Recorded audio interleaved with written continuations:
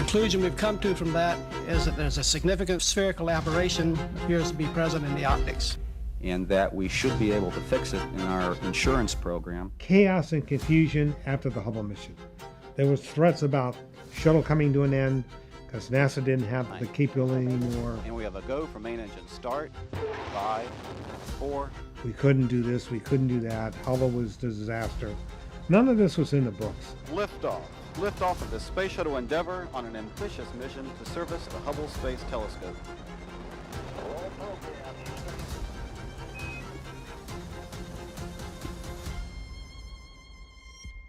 My boss on Orbiting Astronomical Observatory, he said, look, I'm going to form a team to design a new telescope. We don't even know what we're going to call it, just a large telescope. And I want you on that team, and I want you to go work the mechanical system and figure out how we can take advantage of the new Space Shuttle program to see how we could launch it and maybe, if necessary, repair it and upgrade it. And we built a full-scale mock-up over about a 4-year period from 70 to 74.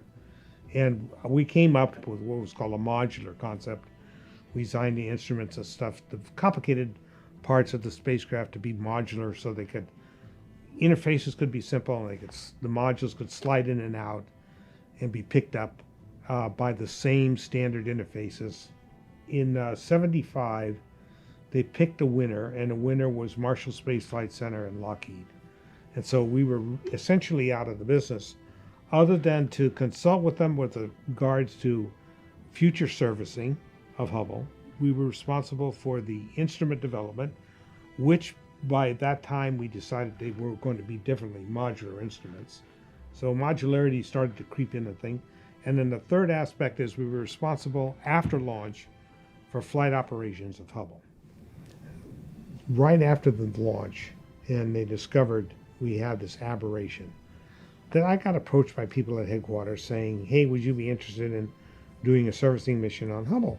And I said, yeah, we've been practicing. We were ready for that. We had to figure out what had caused the optical problem. And at that time, there wasn't a sure answer. What's caused the spherical aberration and how bad is it? What are the optical constants that would allow us to correct? So for 6 months, from August on, we focused on the problem, that one problem. We indeed are a privileged crew to be able to fly on this mission.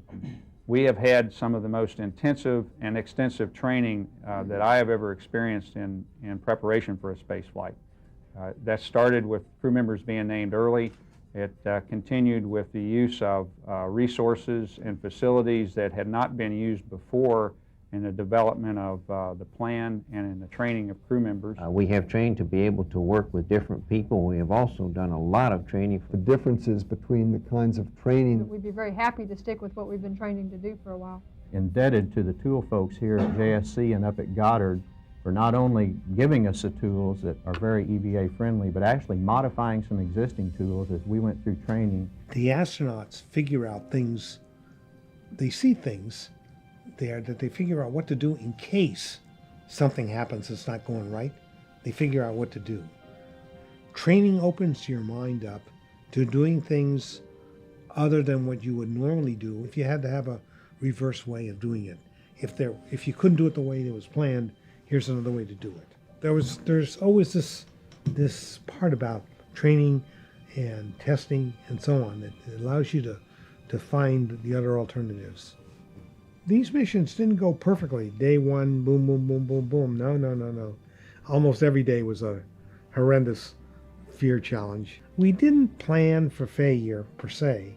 We planned for what if this didn't work, what if that didn't work, what would be the backgrounds to augmenting that failure or leaving that failure alone and just going past it.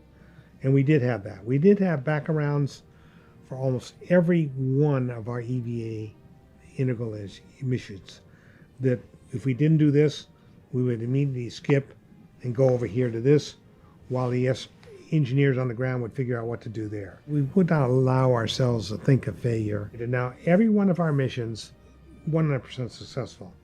Every mission led to 3 to 4 more years of future missions. Eventually, the astronauts and the water tanks, they got so comfortable with working with our mock-ups and stuff that they began to ask us for help on things like servicing station. So we were able to develop and change some of the tools, vary the tools, change their design so they would work on space station as well as Hubble. And so pretty soon, a lot of the tools that we were using initially on Hubble ended up being used predominantly on space station for space station servicing. And so that was a very important growth prospect there. It gets back to this concept of enthusiasm. It gets back to this concept of engineering management. And from an engineering perspective, you need basically to coalesce, to bring together a group of people with a common objective and keep those people together via communications, via large meetings, via whatever is necessary to keep them going. Hubble represents never say no. If something is tough, go for it. If it's worthwhile doing, go for it. Dig into it. Do not let no bother you. All these things, they can be solved. They can be solved. They can be solved if we make our minds up to go solve them. This mission success was no accident. We told our people across the board very succinctly 2 things: that to be successful, we were going to do testing, and retesting. And as you can see by the images, they succeeded. We succeeded. The formula panned out. It's a formula which took 30 years to develop here at Goddard.